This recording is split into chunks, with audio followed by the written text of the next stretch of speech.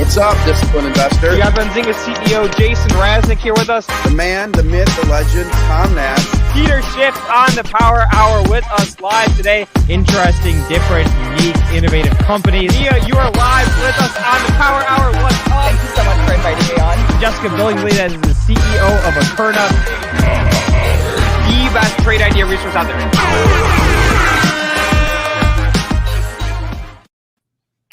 What is up, ZingerNation? Welcome back to another episode of Power Hour. It's Tuesday. I got my man Spencer Israel with me. Hey. Let me know in the chat what everyone's watching today. I was just looking at the overall market.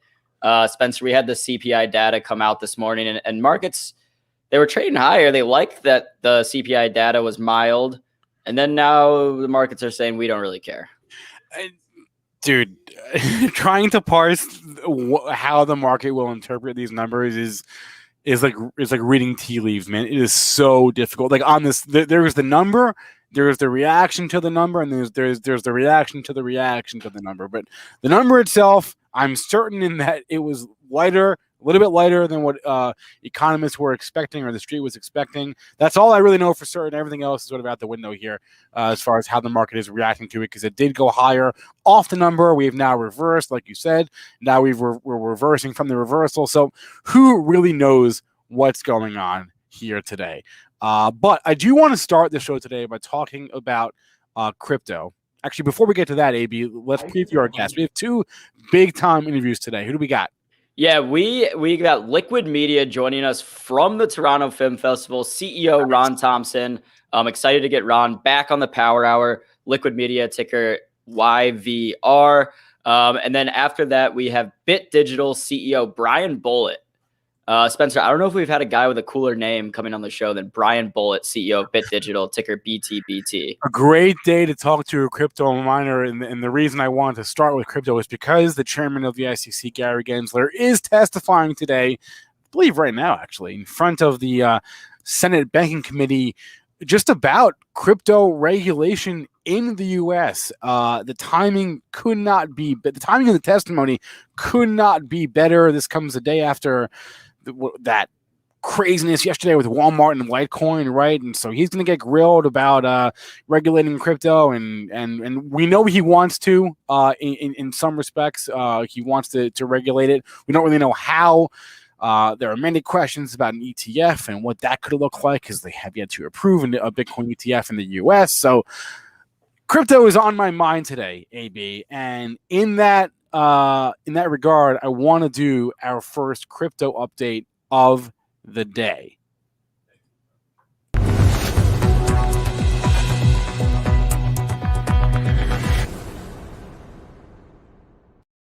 And as you can see here up on the screen, it's looking a lot different than it was yesterday, right? Yesterday we had mostly red, a little bit of green here and there.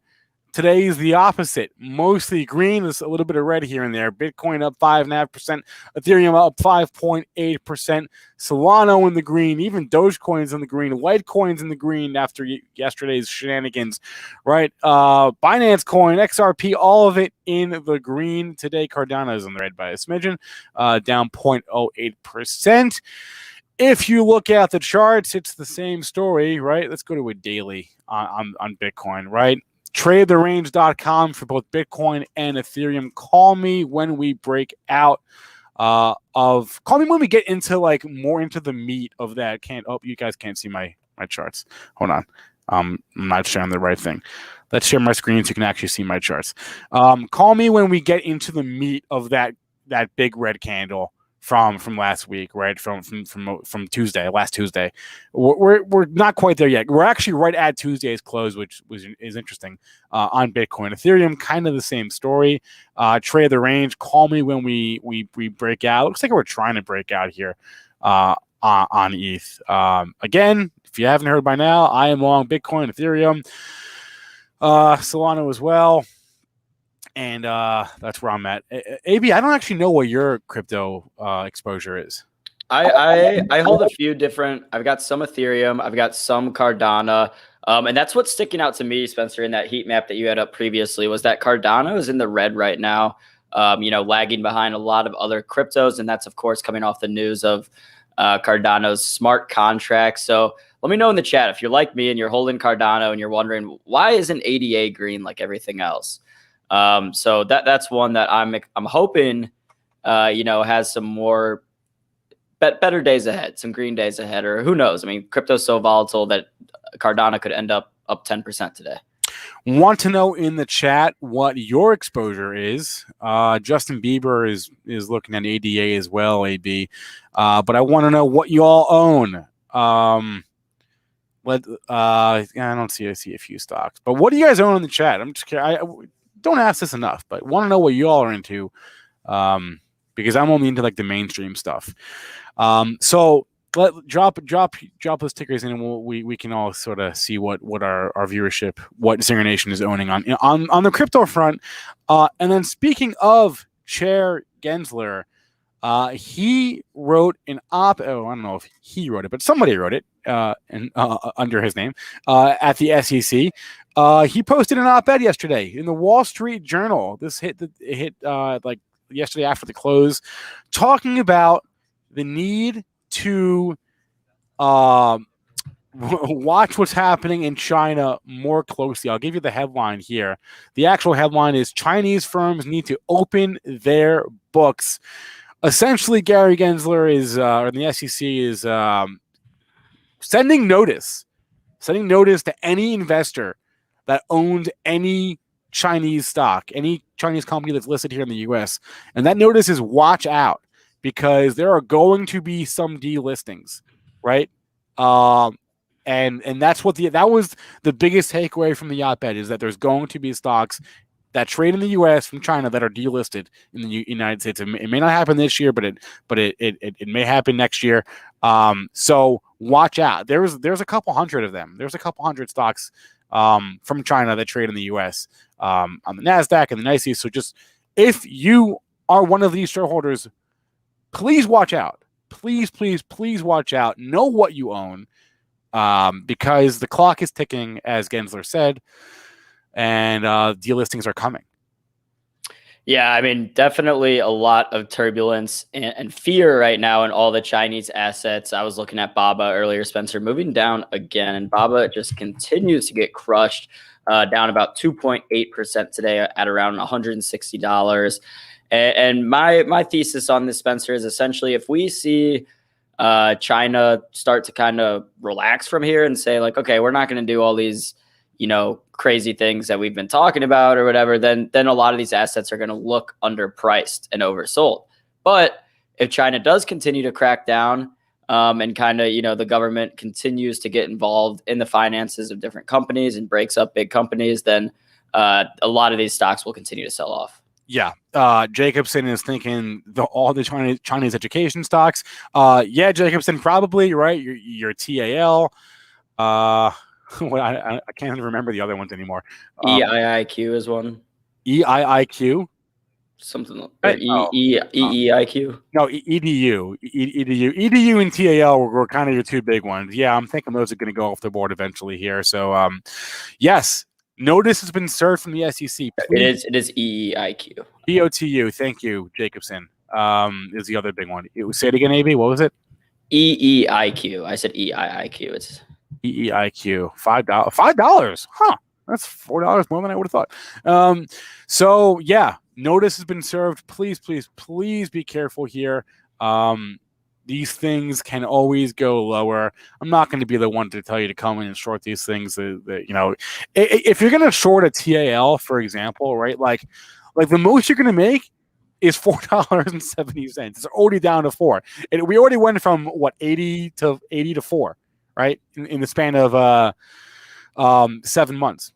So, yeah, just because delistings are coming, it doesn't necessarily mean these are good shorts. But I'm pleading with you, please be careful from the long side. I can't tell you what to do, but for me, it's hands off. It's hands off every single Chinese stock, every single Chinese ETF for the foreseeable future, and that also includes companies that have substantial exposure or like majority exposure to China, like LVS, for example, right? Las Vegas Sands, it's got Las Vegas in the name, but they don't actually have any properties in Vegas anymore, right? Their main properties are in Macau, in China.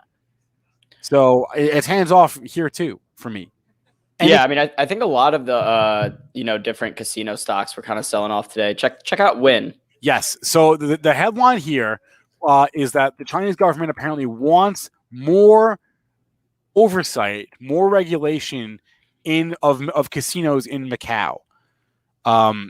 So they're kind of stepping into the casino sandbox here. And a lot of U.S. Based casino companies have properties in Macau. Yes. All the major ones do, right? And Macau actually has been quicker to reopen. I'm sorry, Macau has been slower to reopen than Las Vegas, and that's sort of been like what they've been waiting on. Is like, oh, you just wait. Once Macau opens up, it's go time. But there's now another lockdown in China, and so that plus this new oversight, however it looks, is causing some concern here today in the casino stock. So Wynn is down 12%. AB, like you said, LVS today down 13%.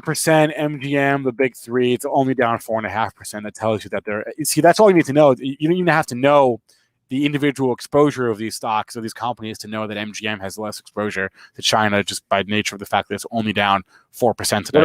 What about Penn? What about Penn? Good question. See, only down 3%. So they must not have a lot of Macau exposure. Right. That's what the market's telling you, right? Like we can all look this up, but we don't even have to. The market's giving it away for us right now. Justin Bieber is asking why NIO is so resilient. I know there was the report. What was it yesterday, or I forget even when?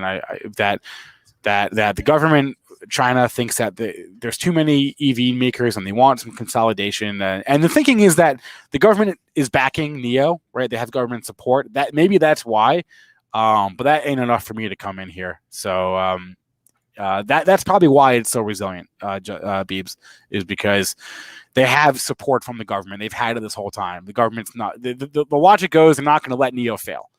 But I don't know.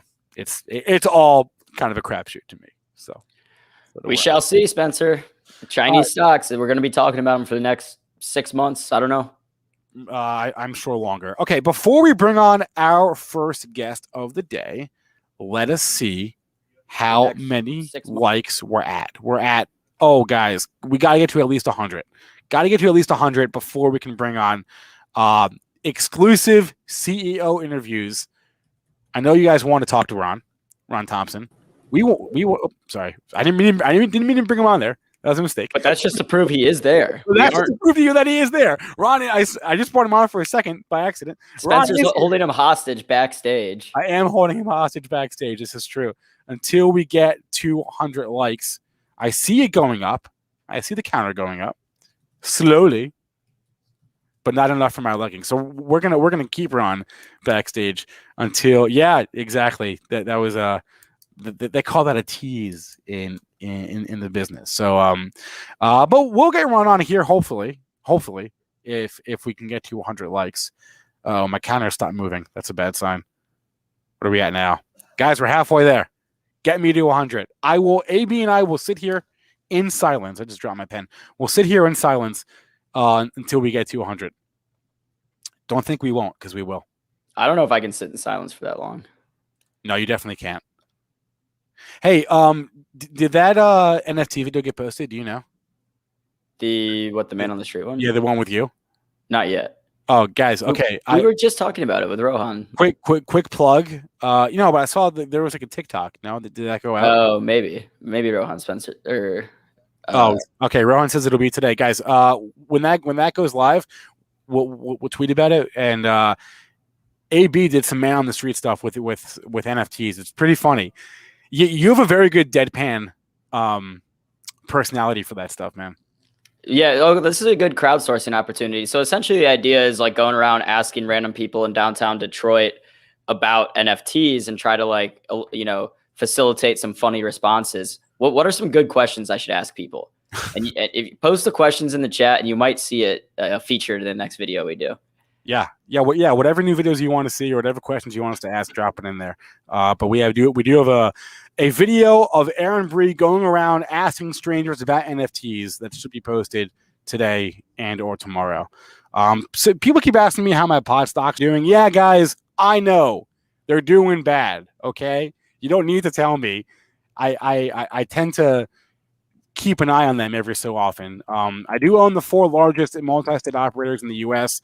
They are very, very out of favor right now. Let me pull up a chart of the ETF that I don't own, but I own the 4 largest holdings in this ETF. Yeah, it doesn't look great. I mean, I'm still in the green here, but it's been a pretty brutal year. But I'm holding for federal legalization. That's why I'm holding. I'm holding for the States Act and legalization. And those haven't happened yet. So I'm still waiting. I'm not selling. Okay, we've got Ron in the background. This is pissing me off now. We're only at 61 likes. I do want to bring him on. He's a very feisty hostage backstage. So we haven't gotten to 100. But I'm going to call an audible and bring Ron on anyway because I don't want to take up too much more of his time, and I know he's coming to us from a film. Is he at a film festival now? Yep, Toronto International Film Festival. The cool kids call it TIFF. TIFF? All right, well, Spencer, let me play my little cool intro video. We'll get Ron on.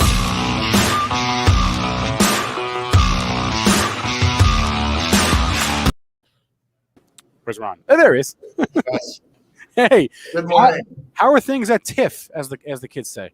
TIFF is amazing. We're having a great event this year, notwithstanding the fact that it was canceled last year because of COVID. And this year it's a new beginning. So it's a new kind of TIFF. It's not as many, premieres and as many red carpets as we had before, but it's actually a pretty good market. A lot of people coming out, and it's sort of a semi back to normal. So it's really a fantastic year. We had our big unveiling bash last night, and it was well attended. And so this morning I'm feeling a little rough, I must tell you. I've had a few hours of sleep, but enough to be able to be compass mentis for today's interview. So I'll do my best. Okay. There we go. Ron, can you go explain Liquid Media's presence at TIFF, kind of what y'all's role is there? Yes, we basically are here to talk about our overall solution that we have for film producers, independents, and television producers for the industry. We have a business solutions company that we've essentially recalibrated from what Liquid had up to this point. And we have a very powerful 4-stage business solution for anyone who wants to get their content produced through getting it packaged, financed, positioned, and monetized reliably at scale. And so we're here to help the industry of independent studios, independent filmmakers around the world. We have a global company. We're based up here in Canada, and we're in the process of basically rolling out our business. We've made 4 acquisition announcements, the first of which we're closing now, and we have 3 others to follow within the next month or 2, and so things are going really, really well. Ron, I want to ask you about my perception of the film industry right now and whether it's correct or not. What it seems to me is like it's a very barbelled industry right now, where the top of the line biggest franchises are doing really well, and then like the bottom, the really small independent. There's also appetite for very small independent films, and the middle is kind of screwed. Everyone, if you're not really small or really big, you're in no man's land and you're stuck. Is that an accurate assessment of like the appetite right now and the where the money's at in Hollywood? It is, and the majors and the major streamers really are dictating the terms of the market. They're really driving this. Well, they're responding to this massive consumer demand for fresh content, and whether it's episodic series or films. It's just such a massive demand, and the large guys the majors are in a position to be able to respond at scale. And really, there's so many independents out there who produce the stories that people really want to watch more and more, that they lack sort of a reliable mechanism to help them deliver, at scale and compete on this, on the level that the majors have been able to occupy up to now. And this is really what we're here to try to help them do. So you're trying to facilitate the lower end of the scale, right? Well, I'd say the independent level. They're not lower. I must tell you, you've got, the 6 major big studios, and you've got the big streamers, and the streamers increasingly consolidating or acquiring studios. And, the problem is, the old days, studios used to finance and deliver all their content. Now they really focus on their tentpole films, the Avengers and the James Bond films. And what about everything else? So the packaging, the financing, and the delivery and production of those it's no man's land. And so it's a massively underserved market that we're responding to. That people need a helping hand, and they need a structured business offering. That's mini majors, it's major production companies, but all that sit within the world of independence. And that's what we're focusing on. It's a big market, both for TV and for film. So is your entire company basically a bet on the never-ending hunger from the majors for new content? Is that what this is? Not so much, no. What we're betting on is a trend where we're constantly being inundated with requests from major production companies saying, hey, look, we're 90% financed. We've got this wonderful new film or this wonderful new series, and they're 90% financed for 3 years, and it never gets greenlit. So how do we help speed that process? How do we help provide them, if you like, the potency to make that happen at scale? How do we provide them with the revenue opportunities to replace what has traditionally been in the old studio and the old television market and the film market, sort of the mainstay? We have specialized in that area. We are acquiring specialist companies in each one of the 4 key areas of our value chain. To me, it's obvious. It's not rocket science. The industry is crying for solutions like these. And so really what we're becoming is an alternative to the traditional studio model. What are those 4 key areas again? Packaging and big data analytics, where we take a more statistical look at what's being produced. Is it a TV series? Is it a movie? It's like Moneyball for baseball, where it was, it's not just based on what the scouts are saying about a player. Let's look at their stats. Let's look at doing some analytics and running it through an AI engine. Let's look at some technology so that what it does, if you're a financier of film and television, give me some confidence to know that this thing is going to be, is going to recoup its investment. How is it going to perform? Should we be spending $7 million making this thing or $70 million making this thing? How are you marketing it? Who's producing it? How's it being done? What's the long tail? Why do I want to do this? And so, I think the big data part, the technology is a key element in our value proposition. We have a financing logic where we get involved in a last mile financing basis, where we try to be risk averse and find a safe and conservative way to finance these productions as the last money in. And then we look at how best to deliver them through our infrastructure and technology engine, through doing it through cloud-based digital distribution. One of the companies we're acquiring is a company which is a global distribution company through cinema and for streamers. And then monetization. How can we reliably do things, not just the traditional way?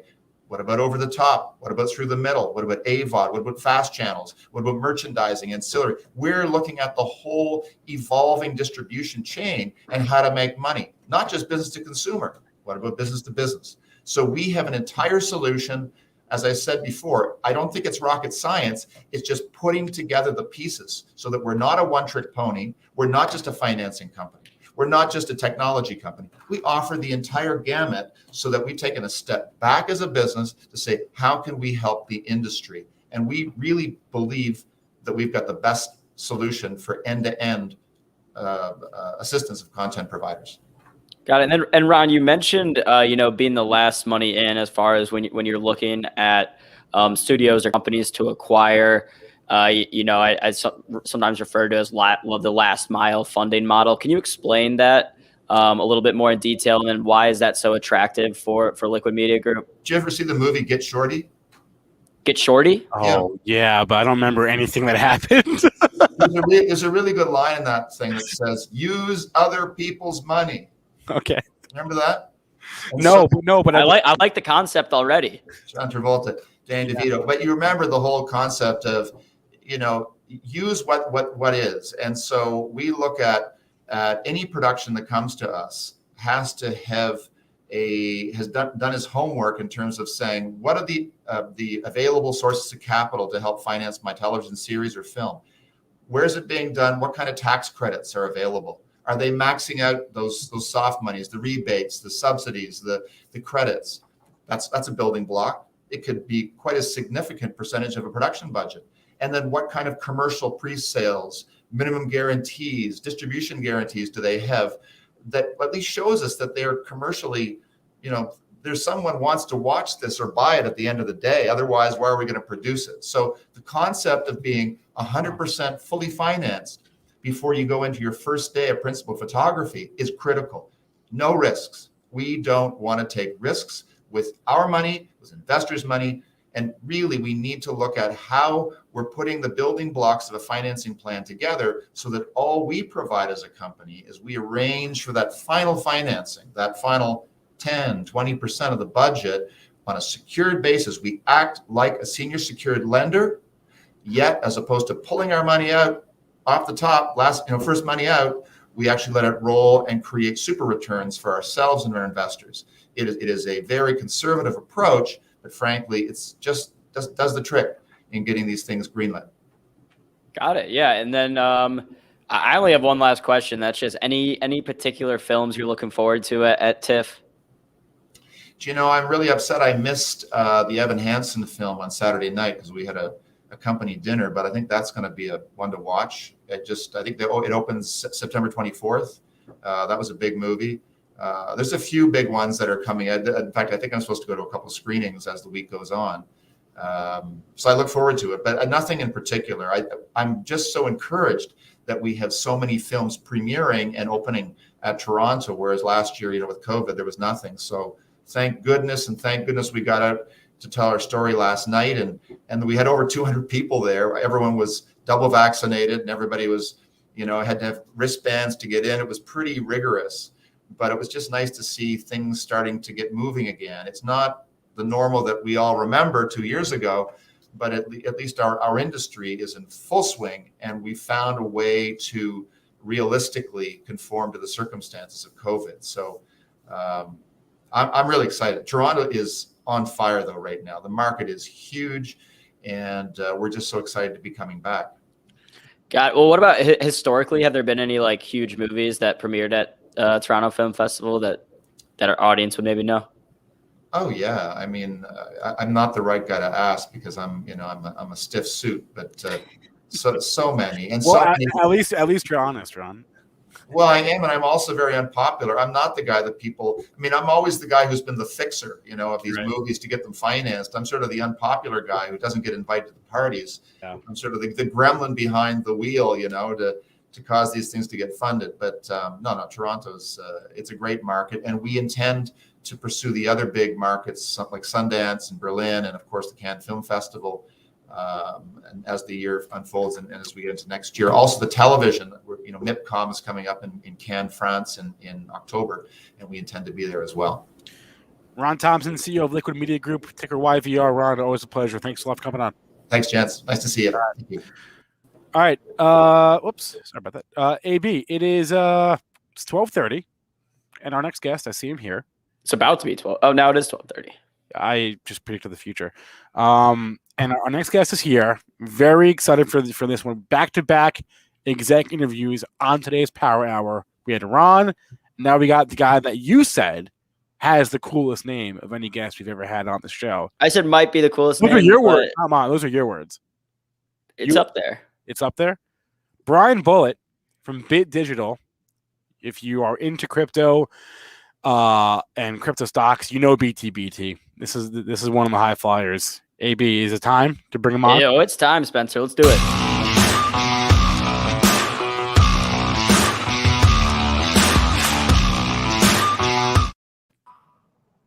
Bryan, welcome to the Power Hour. Hey, thanks. Great to be here. Can you guys hear me okay? We can hear you loud and clear. Well, thanks for the props on my name. I didn't choose it, but it's worked out okay. Yes. Well, if we could all choose our names, it would be a very different world. But Bryan, it's a very good day to have you on. As I mentioned at the top of the show, Gary Gensler is testifying today about crypto regulations in the United States. I haven't really had time to look too closely as to what he's said already, beyond what he's already said, which is that they, of course, are interested in trying to regulate the market in some way, shape, or form. I'm curious what you think about not necessarily what he said today, but what the SEC has said previously about their attempts to regulate this market. Yeah, sure. I'd say a few things about that. There is some existing regulation on the books today that's pretty constructive, and I understand there's an effort to add to that. I think the sectors of the market that are probably most exposed to that regulation are companies that touch customer funds, play a custodial role, onboard third-party investments. And I do think we will likely see more regulation there, the Coinbases of the world and others. Our sector, the mining sector, we don't engage in those types of activities. I think we're a little less in the crosshairs of regulation. But I think some amount of regulation is warranted. It's just a matter of it being crafted in a way that doesn't stifle innovation and allows the U.S. to continue to be a center of innovation in the tech industry and financial technology. I guess one thing I'll add to that is, we've seen, some interesting things in other countries such as El Salvador, yes. Where I spent some time a couple of months ago meeting with the government officials down there about their recently enacted law to make Bitcoin a formal part of the economy. And I understand there are a number of other countries looking at doing that as well. I think the more and more you start to see nation states take Bitcoin on board as part of their economic system, it gets harder to regulate it out of existence, which I'm sure some people would like to see happen. But I think that these kinds of moves make that tougher. And the El Salvador thing was interesting because it came together really quickly. Yeah. On the spectrum of government initiatives, this one happened in a couple of months, and there were very obviously more questions than answers last week when it began. Yeah. So like any technology rollout, it's right. never going to go perfect. Right. And they did this in 90 days, to your point. Right. That might be a record for a government initiative. That's not how things go in the U.S., at least not what we're used to. So anyway, those guys were incredibly impressive. I spent a bunch of time with President Bukele's cabinet ministers. Yeah. And I was really pleasantly surprised to see how entrepreneurial they are and focused on. They were almost operating like a tech startup, running a government and running a country. And it seemed as though their intentions are in the right place. They were looking to increase financial inclusion in that country where something like 70% of the population doesn't have a bank account. Yep. And I think their thought process was, okay, we can do this the old school way and build a banking system, or we can leapfrog that with new technology. And I think that's what they're trying to achieve. Got it. So Bryan, we were talking about some of the potential regulation that might come in from the government on cryptos in general, and a lot of crypto traders and investors see any sort of regulation as inherently bad and kind of antithetical to the idea of cryptocurrency and decentralized finance. What types of regulation do you think would be maybe not accepted among crypto traders, but at least tolerated? Well, look, obviously, anti-money laundering, know your customer, those types of regulations that are commonplace in financial services broadly make a lot of sense for a lot of businesses that touch crypto and particularly touch customer funds. And there are rules in place, and I could see buttressing those as being appropriate to some degree. The infrastructure bill that in Congress that had proposed to make anyone who effectively processed a cryptocurrency transaction responsible for reporting a 1099 form. That wasn't very well crafted in our view, and was operationally cumbersome. It didn't make a lot of sense because it would have caught up in that iteration of the bill, transaction verifiers, which aren't playing a role of acting as an asset manager or an investment manager on behalf of a customer. They're just verifying transactions on the network. So that I think would go a step too far. But I do think AML, KYC are pretty logical types of regulation. Bryan, I want to ask about the headline from last week. You announced a co-mining agreement with Block Fusion. Explain the details of that and the significance to you. Yeah, sure. So, Block Fusion's a great group. They're a privately held company. We know them very well. We happen to have a relationship going back about a decade between the principals of that firm and ours. And they're veteran mining facility operators that we were able to craft a pretty unique deal with. It just as a little bit of backdrop, as your viewers might be aware, in the wake of China banning Bitcoin mining back in June, that has led to a scramble for power and hosting capacity in the US and other places as those groups have sought to move their machines overseas. And so we've been in the midst of the tightest market in anybody's memory to get power for Bitcoin mining. And that's made it challenging for ourselves and others. We've been fortunate in the sense that we've been able to sign up 135 megawatts of new power capacity since that ban went into effect and since that market tightened up on very attractive economic terms. The deal with Block Fusion goes a step further than a typical service provider relationship where the hosting partner would be providing us a data center. It does that, but in addition, it provides a roadmap and a framework for Bit Digital to potentially acquire Block Fusion, should we choose to, and should we have a meeting of the minds with the principals of Block Fusion to do that.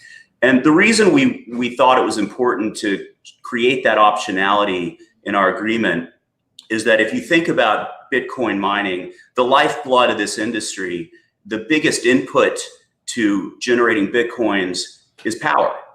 And so it stands to reason that there's a strategic value in having the capacity and the capability internally for a Bitcoin mining company to activate new sources of power and hosting, to have a team that's experienced in operating its own facilities and a team that's experienced in developing new facilities. You pair up that capability with a publicly traded balance sheet and you can activate some pretty interesting opportunities. So we're happy to get that optionality with Block Fusion.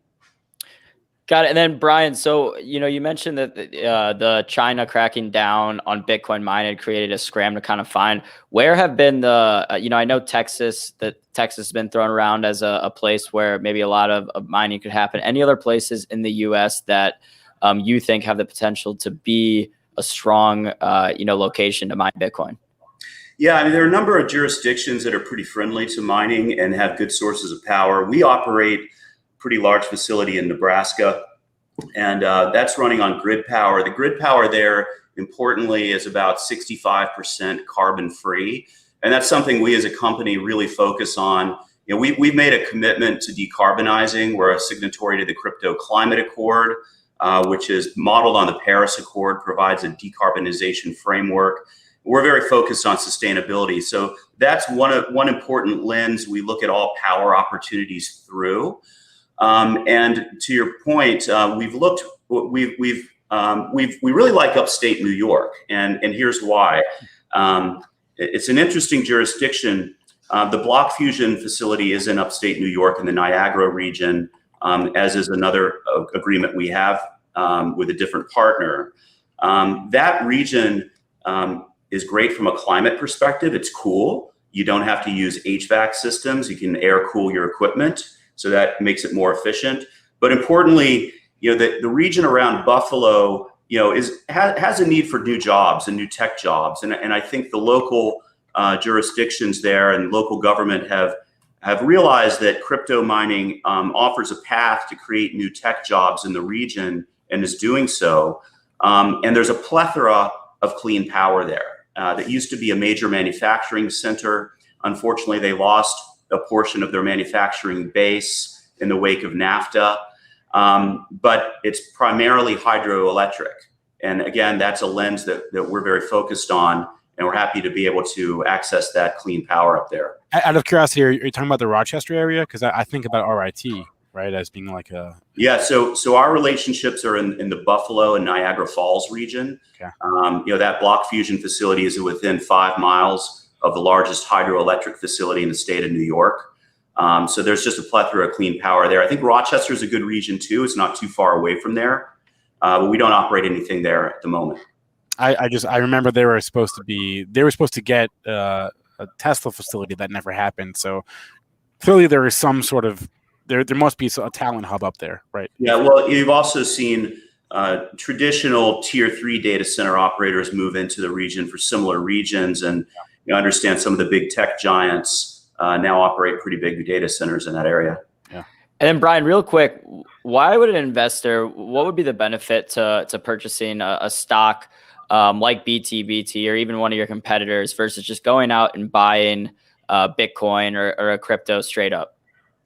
Well, the mining business has pretty interesting operating leverage. If you think about, you can buy a share, you can buy a Bitcoin and wait for it to appreciate. And if you're involved in the sector at all, you probably have a perspective that it will appreciate over time. But when you invest in a mining stock, you're basically acquiring the ability or a share of the ability to generate Bitcoin at a cost that is potentially a fraction of the value of that Bitcoin. So, said differently, as I mentioned, the biggest input is power. On average, you tend to see margins in this business at the gross margin level anywhere from like 75, 80, 85% for a well-run company. And so, if Bitcoin's trading around, $46, $47 a share, your cost to create that Bitcoin is probably going to be somewhere in the area of $10,000 or lower. So that's the power of it, because not only are you acquiring the Bitcoin and putting it on your balance sheet to hold it for that future appreciation, but you're doing so at a much lower cost basis. A question from our chat from Justin Bieber. I'll let you decide whether it's actually Justin Bieber or not. He wants to know, basically, what do you do with the Bitcoin that you mine? Do you hold it? Do you sell it? This is from Jacobi. I'll bring up the comment. There it is. Yeah, I mean, like others in the sector, we are long Bitcoin. We hold as much of it as we possibly can. We will liquidate a portion of it on an ongoing basis to fund our operating expenses. I think, what's interesting about the mining sector as it evolves, what I see as a natural kind of next step in the evolution, if you think about this business, is you're in the business of creating Bitcoins and putting them on your balance sheet. Well, what else could you do with them once you have them?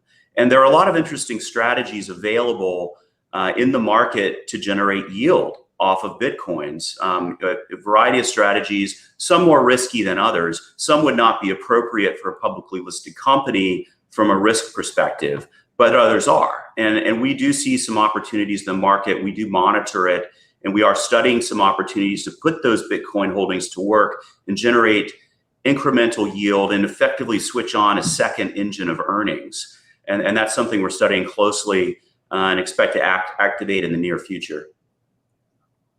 All right, Bryan Bullett, the CEO of Bit Digital AB. Did you have anything else, or did we get to all of our questions? I think actually maybe the one more, unless AB you have one. Yeah, no, I mean, my only last question would, I guess, be to just expand more on kind of what sets BTBT apart from other miners like Riot, Mara. A lot of these miner stocks are stocks that we get asked about a lot. There's a lot of interest among retail investors in these different mining stocks. So what makes BTBT unique from the other ones? Yeah, those are all great groups. We have a lot of respect for our peers in the sector. We are very differentiated. We have a different strategy, particularly in our access to acquiring mining equipment. The way we've done that historically is we've acquired on the spot market, which basically means that you can take possession of the equipment pretty much immediately and get it up and running in a matter of a few weeks. That's pretty different because of the tight supply chain right now. If you reach out direct to the manufacturers to place an order, you're likely looking at a delivery timeline that could be 6 to 12 months out. And as you know, in this business, time is money, because the sooner you get that equipment deployed and generating Bitcoin, the more that improves your return on investment. So we have a differentiated purchasing strategy that allows us to, we think, drive a higher return on our invested capital. One more actually from our chat. This is a great question from Tiny Pie Media. Do flash crashes like the one of last week unsettle you at all? We've seen those, I think, since the inception of Bitcoin from time to time. You kind of have to have a stomach for that sort of thing. It doesn't affect us operationally because our revenues are denominated in Bitcoin. So if we earn a Bitcoin and at the moment in time we generate that Bitcoin, the price is X, and then in the future it's Y. That to some extent that gets reflected in the accounting, but we still earned the Bitcoin. So we're a little bit buffered from that volatility. But again, our perspective is that Bitcoin is an asset that has a fixed supply, has deflationary properties, and we like to be long that asset. All right, Bryan Bullett, CEO, Bit Digital, BTBT. Bryan, thanks a lot for joining the Power Hour today. Appreciate it. Thanks very much. All right. It's 12:46. We got 14 minutes until our next show. Also 14 minutes until the Apple California streaming event, which we will be restreaming as well right here on youtube.com/Benzinga. AB, you looking to buy a new iPhone this cycle or what? No, I actually recently upgraded about, 6-8 months ago, sometime over COVID. I went from like an iPhone 7 to an iPhone like 12, and it's the big one. So this was like a big upgrade for me. It was like five series. I did the same thing last November. When the iPhone 12 came out, I think I went from an 8 to a 12. I did. What I'm honestly most looking forward to today in the Apple event is I want to know what the updates on the AirPods are, because here's my history with AirPods. The first ones, like the original AirPods, I had them and I liked them. Yeah. I wouldn't say I loved them, but I liked them. They fit my ear. I could like work out in them. They would stay in my ear. And then over COVID, I got the new ones because I was like, the AirPod Pros look really nice. They have the noise canceling, whatever. Hated them. I was like, I would trade these for the original AirPods in a second. So, yeah. I think they just don't fit my ear as well. I have the original AirPods. I like them. I don't love them. Right? They're okay. I've definitely noticed a degrading quality over time. Right? In terms of just audio, just really quality. Yeah, like I found myself having. Maybe this is maybe this speaks more to me and my hearing, but I've noticed I'm having to bump up the volume more than I used to. I don't know what that means. Maybe it means the AirPods are not as good, or I'm slowly going deaf. It can mean either. But yeah, interested to see Apple Watch as well, right? I don't know if there's even been an Apple Watch update yet.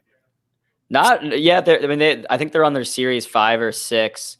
Of Apple Watches, and they have a lot of updates. I think one of the biggest things we're going to see with Apple Watch updates going forward is on the health side, because right now a lot of technology is already available on the Apple Watch as far as to track your, some more advanced metrics when it comes to heart rate and all this stuff. But there's like security concerns, so they have to get through some loopholes to be able to actually implement the They have the technology. It's just about implementation at this point. Apple down in the red today, 0.39%. If you ain't fading, you ain't trading. Open. Let's bring up a 1-minute chart here. Opened higher this morning on the heels of that lighter than expected CPI number. Looks so far today, we opened at, is that at or near? That is 1 penny off the high of the day. So the high was made pretty much right there on that first candle. We have gone down pretty much since then. So fading the pre-market gain today for Apple. But we will see what the stock does during the event, what the reaction is after the event. But not just Apple, though. Also watching stocks like Taiwan Semi, watching Apple suppliers. Always want to pay attention to that. What's TSM, right?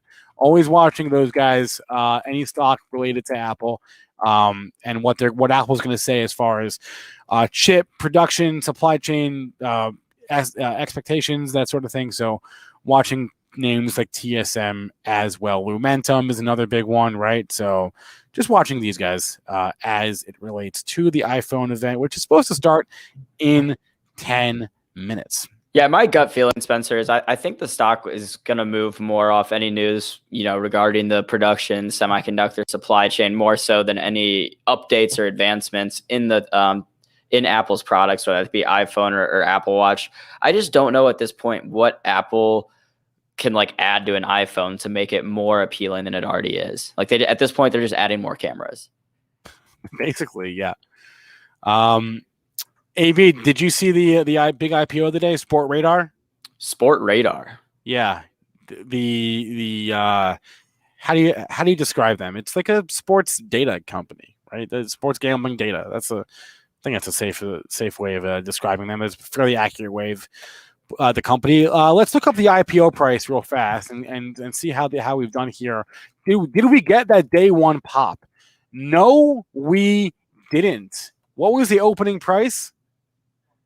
We opened at the IPO price. Never really a good sign. So the IPO was priced at 27, and look at that opening candle, 27. So no real. If you recall, if you pay attention to IPOs, we were talking about this with Matt Hammond on Monday. The likelihood of there being a day one pop, and you see all these headlines, regardless of what the stock does throughout the day.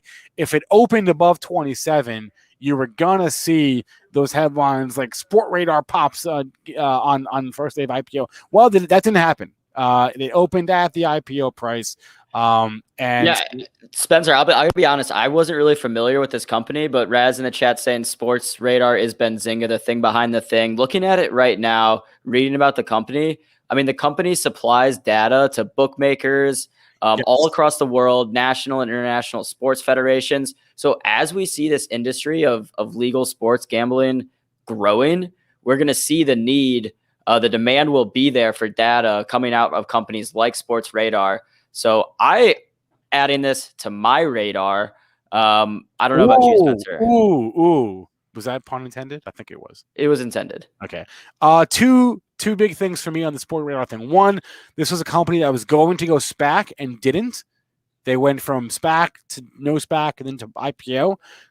So just sort of remember that this is a company that's been trying to go public for a little while now, and they kind of changed their route. Second thing is they did just lose a deal. They lost an NFL contract. Right? Yeah, GENI, Genius Sports. Right. What is it? It's Genius Brands, GNI. Genius Sports. No, Genius Brands is a different company. Oh, you're right. So Genius Sports has the NFL contract, but Sports Radar looks like has all the other major ones. And again, I mean, think about it. If you're DraftKings or if you're Penn Barstool Sports app, you need the data to be making the lines, and I think we're going to see these companies just have crazy revenue numbers this year with the NFL starting up. So, well, not Sport Radar. They don't have the NFL. Right. I was talking about Penn, DraftKings, whatever. So they're going to have crazy revenue. They're going to have more money to spend on data. They want to be ahead of the curve. I like I said, I'm just adding this to my radar. I don't like trading stocks right after the IPO, so I'm not going to touch it now. But you can bet it's on my watch list. All right. That was sort of the big IPO that I was watching this week. As a reminder, we do a weekly IPO segment with Matt Hammond from IPO Warriors every Monday at 9 a.m. Eastern time on pre-market prep. So check that out every week. The last stock that was on my radar for today was Comcast. Because as big and stodgy as this stock is, the biggest growth thing they've got going for them right now is streaming. And their CFO was speaking at a conference and said that their new subscribers are down from their 2019 rate. 2020 kind of got to throw out the window, right? Because pandemic and craziness, right? But 2019, we can compare to that. And their subscriber growth rate is below where it was in 2019. And so they're talking about platforms like Peacock, for example, right?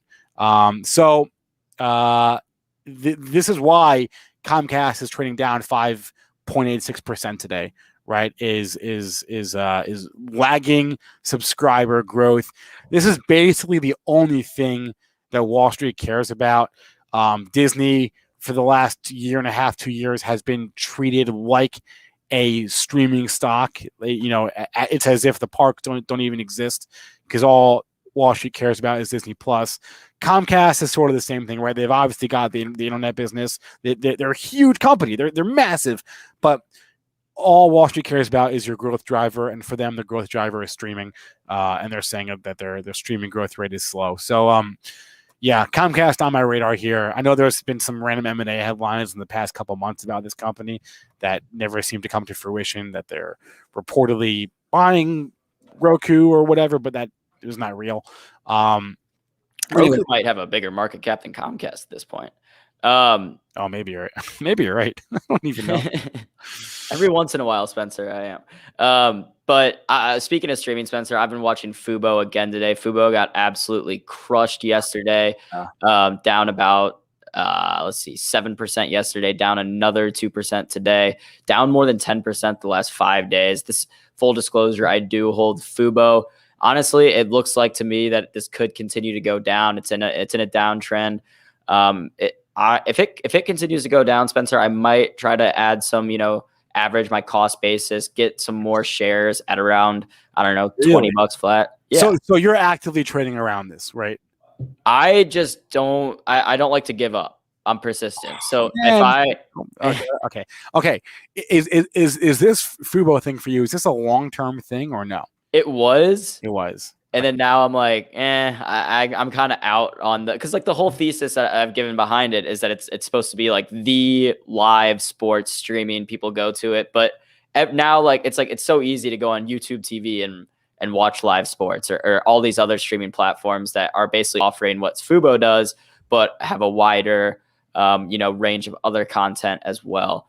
And then the catalyst that people love to point out with Fubo too is they're like, they're integrating a gambling software, essentially a broker in the platform, so you can watch sports and bet on the game at the same time. And I just don't buy that as a huge driver of revenue, because it's so easy for me to, Spencer, to be watching a game and then just bet on it on my phone.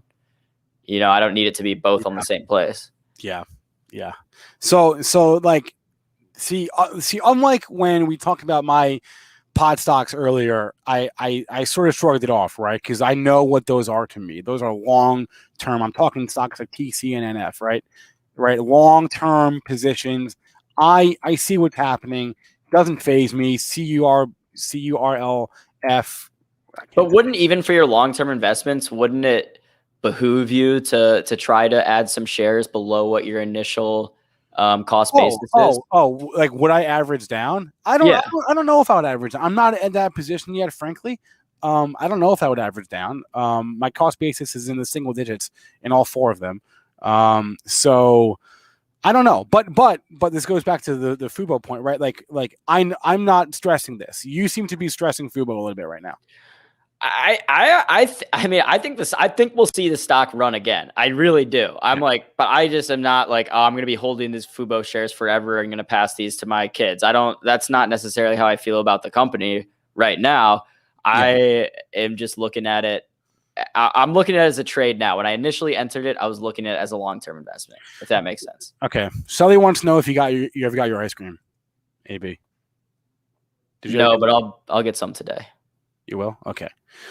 All right. I think we should wrap it up. It's 1:00 just about, and our wackiest show, Get Technical, is about to go live. The stream will end, and it'll redirect to that. Before we end, we got to tell you all two things. One, hit the like. Let's get to 200 likes today. That would be great. Second thing is upcoming Benzinga events. We have like 3 of them. Actually, we got more than 3. But this Friday, we have our next all-access event. Next Wednesday, our EV Summit electric vehicles. And then a month from today, our very next in-person conference, our first one since before COVID, the Cannabis Capital Conference, October 14th and 15th. For all of that, go to benzingaevents.com. Learn more how you can attend the CCC in NYC in October, Ooh, I like that. See who's speaking at next week's EV event. All right, it's 1:00. We got to get Neil live, and the Apple event is about to start, which means you don't want to hear from us anymore. So, with all that being said, are we at 200 likes? We are at no. Come on, people. Let's get to 200. That would make my day, I think. Come on, team. We can do it. We can do it. Here, If you're not gonna like the stream for Spencer or for me or for Ron Thompson of Liquid Media or for Bryan Bullett of Bit Digital BTBT, like it for Jason. That's how I feel right now without being at 200 likes. And as always, you can email us with people you want to see on the show, right? Email you want to see certain guests or CEOs or analysts or whomever. If you want to come on the show, let's go. PowerHour@benzinga.com is the email address to email. And we always look for your feedback.